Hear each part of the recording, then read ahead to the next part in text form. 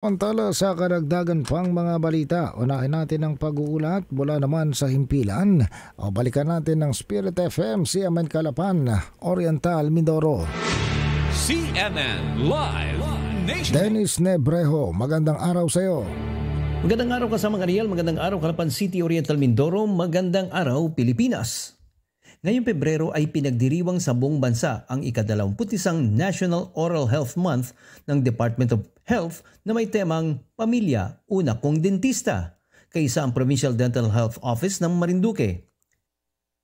Sa eksklusibong panayam ng inyong lingkod kay Provincial Dental Health Dentist, Dr. Glizel Malilay, sinabi nito na ilan sa mga programa na kanilang ipinatutupad na kanilang sinimula noong nakaraang taon pa ay ang Batang Marinduqueño May Ngiting Panalo, Save Our Smiles sa mga daycare center sa buong lalawigan na kung saan kanilang tinuturuan ang mga batang may edad 1 hanggang 4 na taon at ipinapaliwanag ang kahalagaan lalo na sa miyembro ng pamilya ang mga pamamaraan kung paano magsipilyo at mapangalagaan ng wasto ang kanilang mga ngipin.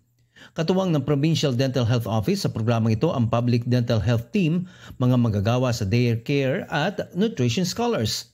Samantala, kasama rin sa nasabing panayam si Marinduque Provincial Hospital Dentist Dr. Arabel Merano na kung saan kanyang ibinahagi na mula Lunes hanggang Biyernes ay sinasagawa nila sa MPH Dental Clinic ang mag-check-up at konsultasyon para malaman ang mga serbisyo na maaring gawin sa isang pasyente. Ang mga araw ng bunot ay sinasagawa naman tuwing Martes at Huwebes. Ang Miyerkules ay para sa prophylaxis o oral prophylaxis treatment o pagpapalinis ng ngipin. At tuwing Biyernes ay nakalaan naman para sa mga empleyadong pamahalaan para sa konsultasyon, pagpapalinis at bunot ng ngipin.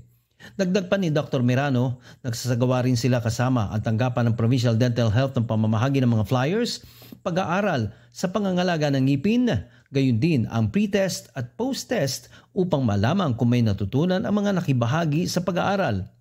Bukod sa DOH, kaisa rin sa selebrasyon ang Philippine Dental Association o PDA na may temang Brushing is the Key sa Ngiping Healthy.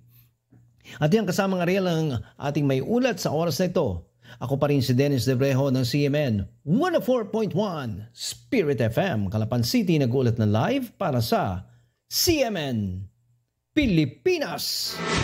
CMN Live Nationwide. Maraming salamat Dennis Nebrejo mula po naman sa Spirit FM, CMN Calapan, Oriental, Mindoro.